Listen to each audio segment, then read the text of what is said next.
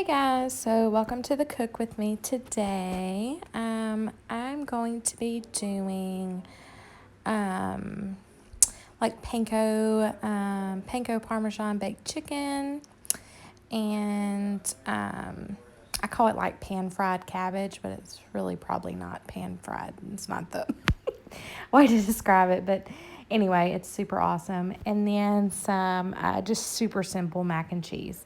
So it was a pretty easy dinner tonight, just something quick that I threw together. I love cabbage, love cabbage. I could eat cabbage raw, steamed, baked. I mean, literally any way that cabbage could be, I could eat it. I love it so much. So this cabbage recipe, it's super simple. I learned it forever ago, and I've kind of tweaked it to make it my own. But the first thing you do is just cut up your cabbage, which you saw me do. And the smaller the pieces, the easier it fits in the pan and the quicker it cooks down. And then you just do your bacon. And now I'm doing the topping for the chicken. And for the chicken, all it is panko breadcrumbs, Parmesan cheese, and butter.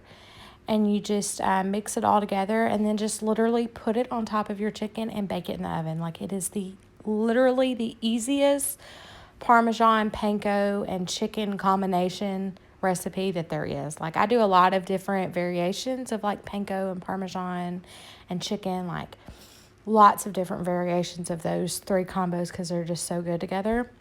And this baked chicken is just literally the easiest way to do it. So this is for the cabbage. So you just cook the bacon and then you add a ton of butter and a ton of brown sugar.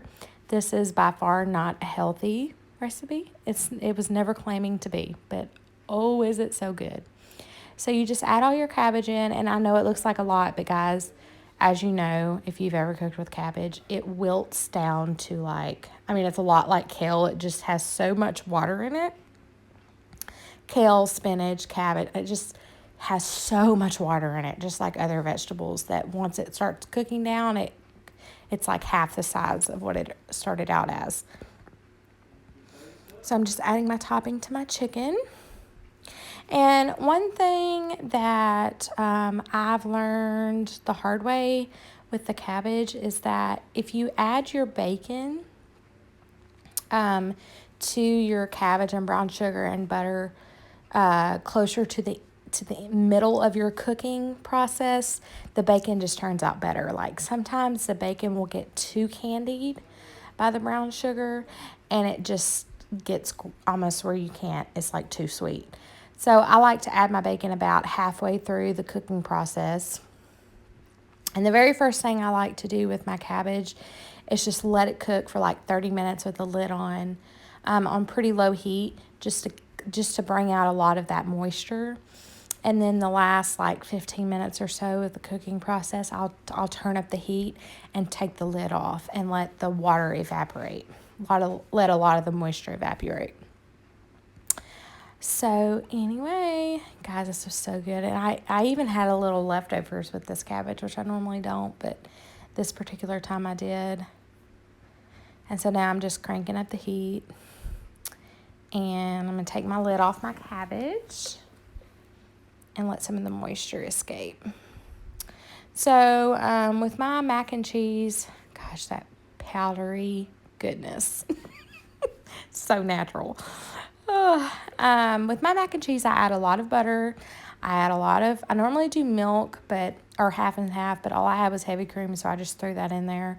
And I can't even tell you how much I use because I just add and add and add until it looks right. So I would say maybe 1/4 of a cup.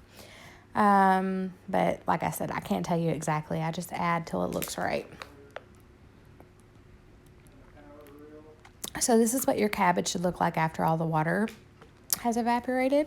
And here's the final result. Thanks so much for watching, guys.